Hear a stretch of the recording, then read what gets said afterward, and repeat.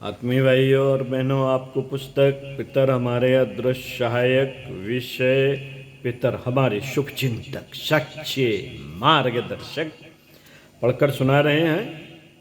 पृष्ठ 52 से चिकित्सक परोपकारी पितर। आइए सुनते हैं। मित्रों, 1958 ईस्वी की घटना है। अमेरिका के प्रसिद्ध पत्रकार एवं लेखक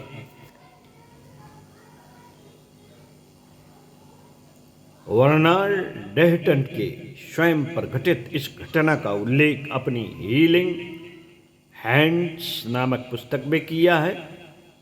हटन महोदय न्यूराइट्स रोग से पीड़ित थे, साथ ही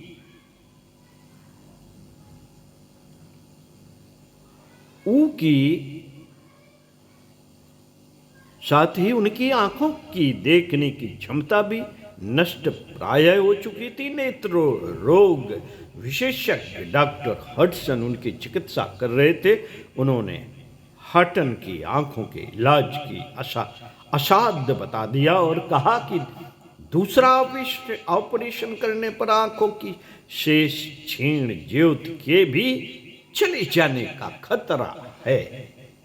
उसी समय हटन की धर्म पत्नी श्रीमती पर्ल हटन को मालूम हुआ कि 20वीं शताब्दी के पूर्वार्ध के सुविख्यात नेत्र चिकित्सक स्वर्गीय डॉक्टर लैंग की प्रेतात्मा एलिशबरी के मिस्टर चैपमैन पर आती है और वह चैपमैन के माध्यम से सैकड़ों नेत्र रोगियों की चिकित्सा सफलता पूर्वक कर चुकी है। श्रीमती पर्ल ने अपने पति से एलिशबरी जाने के लिए आग्रह किया तो बर्नार्डे हटन ने उसको भ्रांति व अंधविश्वास कहा, परंतु श्रीमती पर्ल ने निवेदन करते हुए कहा कि यह समझ लीजिए कि एलिशबरी का भ्रमण ही किया है। यह समझ लीजिएगा कि एलिशबरी का भ्रमण ही किया है। अस्तु श्री हटन अपनी पत्रकारिता वाली बुद्धि को लेकर एलिशबरी पहुंच गए। मिस्टर चैपमैन के यहाँ उन्हीं की प्रतीक्षा की जा रही थी। उस समय युवक चैपमैन पर डॉक्टर लैंग की आत्मा का स्पष्ट प्रभाव दिखाई दे रहा था। उसका चेहरा हाव भाव बिल्कुल वृद्ध डॉक्टर लैंग जैसा लग रहा था। उसने बर्नार्ड हटन की गाड़ी से उतरते ही अपने कक्ष में बुलाया और कंधे पर हाथ रखते हुए कहा, आइए मिस्टर हटन, आप नेत्र रोग से पीड़ित हैं। मैं डॉक्टर लैंग हूं, आपकी हर संभव सहायता करूंगा। बर्नार्ड हटन यह देखकर आश्चर्यचकित हो थे कि युवक चैपमैन के व्यक्तित्व में आकस्मिक परिवर्तन कैसे हो गया। मिस्टर चैपमैन यह सब कुछ आंख बंद किए तंद्रा जैसी अवस्था में कह रहे थे। मिस्टर हटन की तर्क बुद्धि कभी से सम्मोहन सोचती, कभी टेलीपैथी, कभी थॉट ट्रांसफरेंस, तो कभी दिव्य दृष्टि आदि विचारों का उहापोह उनके मन में चल रहा था। मिस्टर चैपमैन के माध्यम से डॉक्टर लैंग मिस्टर हटन की कुर्सी के समीप पहुंचे और अपनी बंद आंखों को हटन की आंखों के पास जमा कर देखा और बोले, तुम्हें -18 नंबर का चश्मा लगता है। उस समय वास्तव में ही मिस्टर हटन को -80 नंबर लेंस का चश्मा लगता था। बर्नार्ड हटन की आंखों को 2-3 बार उंगलियों से स्पर्श करके डॉक्टर लैंग ने बताया, युवक मिस्टर हटन, तुम्हारी आंखों का बचपन में जो ऑपरेशन हुआ था बिल्कुल ठीक था। हटन महोदय स्वयं भूल चुके थे कि कभी उनका ऑपरेशन हुआ था, परंतु तब याद आया कि 6 वर्ष की अवस्था में तत्कालीन प्रसिद्ध डॉक्टर ने उनकी आंखों का ऑपरेशन किया था, उस डॉक्टर की मृत्यु हो चुकी थी। मिस्टर हटन की आंखों को दोबारा उंगलियों से स्पर्श करके डॉक्टर लैंग ने कहा, तुम्हारी आंखों का लिम्फ ड्रेनेज सिस्टम ठीक से काम नहीं कर रहा है, ग्लाकोमा हो गया है। हटन की समझ में कुछ नहीं आ रहा था, वह तो स्वर्गीय डॉक्टर लैंग की जानकारी व प्रश्नों से ही हतप्रभ हो गए थे। इसके बाद डॉक्टर लैंग ने बताया, जिस बीमारी के वायरस तुम्हें कष्ट दे रहे हैं वे तो तुम्हारे डॉक्टर के उपचार से नष्ट हो गए हैं, परंतु उसके स्थान पर प्रतिक्रिया स्वरूप नई भयंकर बीमारी हो गई है। हेपेटाइटिस वायरस के आक्रमण के कारण तुम्हारे लिवर को क्षत पहुंच रही है और कष्ट बढ़ रहा है, तुम्हारी पूरी शक्ति क्षीण हुई जा रही है। मिस्टर हटन महोदय को डॉक्टर लैंग की बातें, रोग की व्याख्या एक पहेली सी लग रही थी उनकी।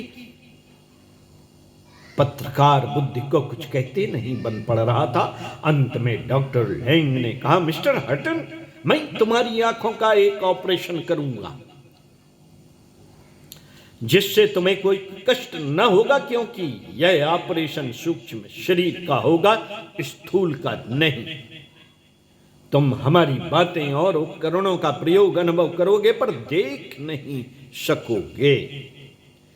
मेरे अन्य सहायक भी प्रेतात्माएं हैं,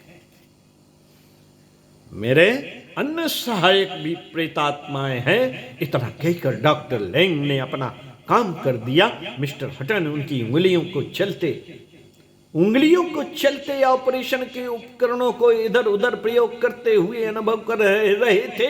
डॉक्टर लैंग बीच में बोलते जा रहे थे, मैं तुम्हारे सूक्ष्म शरीर को स्थूल शरीर से थोड़ा अलग कर रहा हूँ, फ्लूइड की जांच कर रहा हूँ, क्रिस्टल लेंस, रेटिना आदि आदि। कुछ मिनट बाद उन्होंने कहा, अब ऑपरेशन पूरा हो गया है, तुम्हारी मिलियरी मसल्स अत्यंत कड़े हो गए थे। इसके पश्चात डॉक्टर लैंग ने अपने सहायकों से कहा, यदि हेपेटाइटिस का उपचार न किया गया तो यह ऑपरेशन अधिक लाभदायक न होगा। डॉक्टर लैंग ने एक बार पुनः आंखें बंद की, उसी मुद्रा में हटन के शरीर पर हाथ फेरा। बर्नार्ड हटन को लगातार महसूस हो रहा था जैसे उनके मूर्छित शरीर पर स्पर्श किया जा रहा हो। ऑपरेशन पूरा करने के बाद डॉक्टर लैंग ने हाथ के सहारे से मिस्टर हटन को उठाकर बैठा दिया। उस समय उनको काफी कमजोरी अनुभव हो रही थी। तभी एक नर्स मिस मार्गेट आई और उसने हाथ का सहारा देकर हटन महोदय को खड़ा कर दिया। चलते समय डॉक्टर लैंग ने कहा, मिस्टर हटन, मैं आपकी बराबर सहायता करता रहूंगा और अपने सूक्ष्म शरीर से ऑपरेशन भी करता रहूंगा। आपकी नेत्र ज्योति पुनः वापस आ जाएगी और आपका जीवन सुखमय बीतेगा, ऐसी मुझे पूरी आशा है। मिस्टर मार्गेट ने हटन को कार में बिठा दिया। उस समय उन्हें कुछ दिखाई नहीं पड़ रहा था, परंतु थोड़ी ही देर में धीरे धीरे उन्हें सब कुछ स्पष्ट नजर आने लगा। यह प्रसन्नता पूर्वक अपने घर आ गए। बार बार मिस्टर हटन का हृदय प्रेतात्मा द्वारा की गई अप्रत्याशित सहायता से भर जाता था। इस विलक्षण घटना ने उनका जीवन क्रम ही बदल दिया, जीवन क्रम ही बदल दिया। साइकिक हीलिंग के ऐसे अनेकों घटनाक्रम हैं जो बताते हैं सहायक पितर आत्माएं किसी उचित पात्र को अपना माध्यम बनाकर अपना परिपीड़ा निवारण का दायित्व भली भांत निभाती रहती हैं। ब्राजील के एक ऐसे ही चिकित्सक एरिगो का वृतांत तो बहुचर्चित है, जिसकी सहायता से किसी जर्मन चिकित्सक की प्रेतात्मा शल्य चिकित्सा करती थी। फिलीपींस में भी ऐसे अनेकों साइकिक हीलर हैं जिनके माध्यम से मरणोत्तर अवस्था में भी मृतात्माएं सतत चिकित्सा में निरत रहती हैं। फिलीपींस के ही एक प्रसिद्ध चिकित्सक थे टोनी एपगोआ। उनकी चिकित्सा प्रणाली इस युग के चिकित्सा शास्त्रियों को अचरज में डालती थी। वे उसे देखने जाते थे। उसकी प्रणाली देखते तो चकित रह जाते, पर समझ नहीं पाते कि इसका कारण क्या है और यह सब कैसे संभव होता है। 37 वर्षीय टोनी चिकित्सा व्यवसाय करता था। मुख्य रूप से शल्य चिकित्सक था। ट्यूमर, कैंसर, मोतियाबिंद के ऑपरेशन करता और विकृत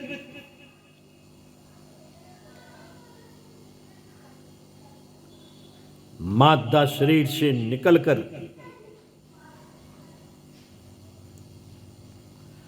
बाहर रख देता। उसके पास न चाकू था, न कैंची, न सुई, फिर भी ऑपरेशन करते रहना एक अद्भुत काम है जो जादू जैसा प्रतीत होता।